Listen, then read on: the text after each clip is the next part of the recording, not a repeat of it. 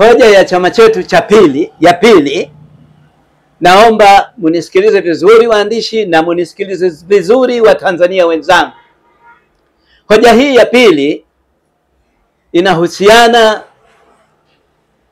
na hoja ambayo ni hoja ambayo tunahitaji. Hoja ambayo tunahitaji. Rais wa Jamhuri ya Muungano wa Tanzania, tunahitaji. Kuna lugha ya kuomba ya kumshauri, lakini sisi tunasema tunahitaji. Uhitaji wetu ni uhitaji wa Watanzania wote. Kwa maana hiyo tunahitaji kumwambia kwamba apeleke mswada wa sheria bungeni kabla bunge halijamaliza, la muundo wa serikali ya umoja wa kitaifa pale mara uchaguzi utakapomalizika. Na pia apeleke mswada aunganishe na mswada mwingine wa kumtaka aunde serikali ya mpito itakayoshirikisha vyama na baadhi ya watu muhimu ili kuelekea kwenye uchaguzi mkuu. Haimaanishi kwamba lazima tufanye uchaguzi mwezi wa 10. Lazima tufanye uchaguzi wa haki na huru ili tuweze kupata uchaguzi utakaokuwa salama na utakaokuwa mwema katika nchi yetu. Iweje kukimbilia kuingia katika uchaguzi wakati tunaelewa wazi wazi kwamba anayoyaelekeza Mama Samia Suluhu Hassan sio yanayotekelezwa katika ngazi za chini. Yeye anasimamia amani na utulivu, lakini walio chini hawasimamii haki hiyo, na hatimaye wako tayari hata kupoteza roho za watu. Sasa basi, ili aweze kujinasua na matatizo ya umwagaji wa damu na upoteaji wa roho za Watanzania kwenye uchaguzi huu, tunamshauri na tunamtaka na tunamhitajia afanye mara tu bunge la katiba litakapomaliza, bunge hili litakapomaliza, basi mswada huo umefika. Afanye kupeleka mswada wa sheria unaoruhusu kuundwa kwa serikali ya mpito, unaoruhusu kuundwa kwa serikali ya umoja wa kitaifa kama vile Zanzibar. Na naamini yeye muundo wake utakuwa mzuri zaidi kuliko ule wa Zanzibar, sababu ule wa Zanzibar ni muundo unaofirigizwa tu kiasi cha kwamba hauna hata kichwa, hauna hata miguu. Hasa hivi sasa ndio umechafuka hasa. Kwa maana hiyo ni kwamba tunaamini Mama Samia ni msikivu. Mama Samia ni mwenye kupenda amani. Mama Samia ni mtu ambaye ni mwana diplomasia. Nchi nyingi duniani ameshazionyesha mfano hai wa uchumi uliopo Tanzania. Lakini usije ukavurugika kwa uchaguzi. Uchaguzi unaokuja huu ni wa aina yake. Hii ni mara ya pili kwa tatu nasema. Huu ni uchaguzi wa aina yake. Haujapata kutokea tokea 95. Kwa maana hiyo ni kwamba ili kuepusha matatizo, tunamshauri sana, tunamtaka sana, tunamhitajia sana aunde serikali ya mpito. Mara baada ya kuvunja bunge, atangaze serikali ya mpito itakayokaa kujadili mwongozo na utaratibu wa uchaguzi, jinsi gani ufanyike katika nchi yetu. Haya yatakuwa ni mambo yatakayomfanya yeye kuelewa kwamba Watanzania wanataka haki, Watanzania wanataka amani. Ikiwa ataona kwamba chaguzi umemalizika salama salimini, basi sio vibaya nchi hii kuitumbukiza serikali ya Jamhuri ya Muungano wa serikali ya umoja wa kitaifa, ili kuwafanya Watanzania kuweza kuondoa maneno, lawama, bugudha katika mazingira ya serikali itakayokuja.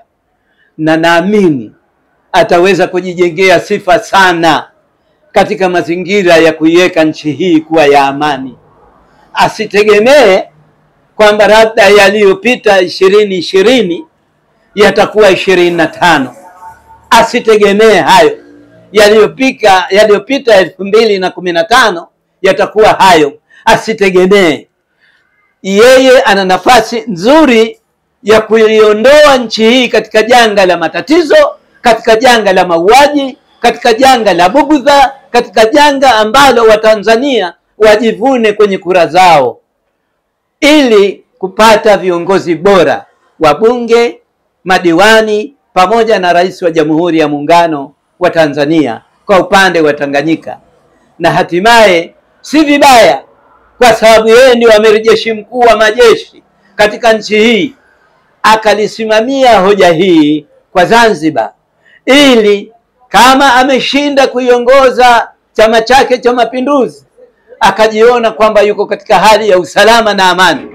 Lakini kama atakuwa ameshindwa, pia akaona chama chake cha Mapinduzi kiko katika hali ya salama na amani. Huu ndio uhitaji wa chama cha wakulima kwa Mama Samia. Tunamuomba asije akababaishwa na watu watakaokuwa wasindikizaji, maana pale itakapokuwa imemwagika damu nyingi na roho nyingi zimepotea, basi hawa wapambe wake watakuwa wasindikizaji wa kumuona yeye anakwenda The Hague kwenda kujibu mashtaka watu waliokufa bure, wakati ushauri, maelekezo alikuwa anapewa kuyaondoa hayo na kujiona kwamba yuko safe, yuko kwenye peace, amesimama na haki. Basi sisi tunataka atufanyie hivyo, na asije akajenga hoja, maana kuna watu watajenga hoja kwamba chama gani kilichomshauri hivi, nani yule aliyemshauri hivi, ilikuwaje akamshauri, ana uwezo gani wa kisiasa. Nasema hivi, nimeziona siasa za ukoloni, nimeziona siasa za mapinduzi, nimeziona siasa za uhuru wa Tanganyika. Kwa hiyo nina uwezo mkubwa wa kulisema haya. Na kuna watu wengine katika zile fikra zao wanahisi mimi nikisema labda kuna mtu kanipa maneno niseme, labda kuna mtu kaniandikia niseme, lakini hapana. Mindset yangu ndio inazalisha hayo mambo kwa ajili ya maslahi ya taifa hili. Na wale wanaopitwa na mawazo hayo wakaona kwamba labda mimi nalishwa maneno au mimi naandikiwa maneno, hao ni muflis, hawajui siasa. Hao ni watoto wadogo, na mtoto mdogo basi mara nyingine anakuwa ni mtu asiyejua analofanya wala analosema. Lakini mimi kama mwenyekiti wa chama hichi Said Sudi Saidi, na uzoefu mkubwa wa kisiasa za Tanzania tokea kabla ya uhuru na baada ya uhuru, tokea kabla ya mapinduzi na baada ya mapinduzi, kabla ya vyama vingi vya zamani kuja vilivyokuwepo na vyama vingi hivi, nimeshavishuhudia udhaifu wake. Nchi inaelekea pabaya, Mheshimiwa Rais. Nchi inaelekea pabaya, na inaelekea pabaya kwamba tayari kuna mambo kadhaa ambayo wewe mwenyewe uliahidi kuyatekeleza, lakini hujayatekeleza.